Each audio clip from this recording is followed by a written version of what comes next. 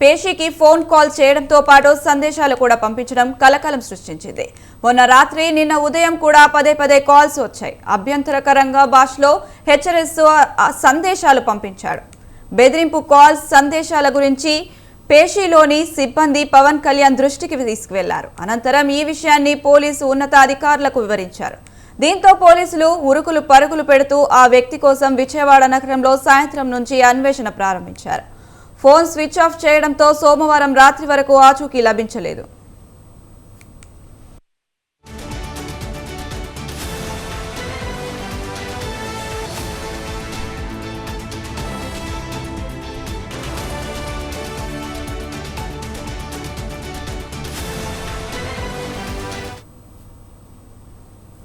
పవన్ కళ్యాణ్ పేషికి ఎన్టీఆర్ జిల్లా తిరువూరుకు చెందిన మల్లికార్జునరావు అనే వ్యక్తి సెల్ ఫోన్ నుంచి కాల్స్ వచ్చాయని పోలీసులు తేల్చారు. విజయవాడలోని ఇందిరాగాంధీ మున్సిపల్ స్టేడియం వద్ద టవర్ నుంచి కాల్స్ వచ్చినట్లు తేలింది.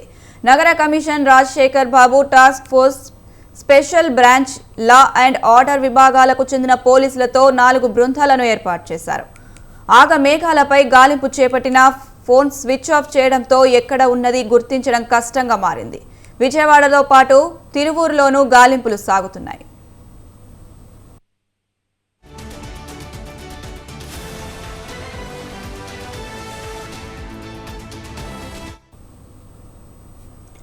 హోంమంత్రి అనితకు కూడా ఇదే నెంబర్ నుంచి గతంలో 2 సార్లు ఫోన్లు వచ్చాయి. సంభాషణ తేడాగా ఉండడంతో ఆమె కాల్ కట్ చేసినట్లు తెలిసింది.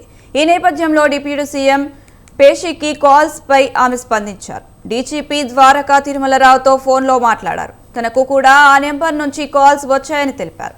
నిందితుడిని త్వరగా పట్టుకోవాలని డీజీపీని ఆదేశించారు.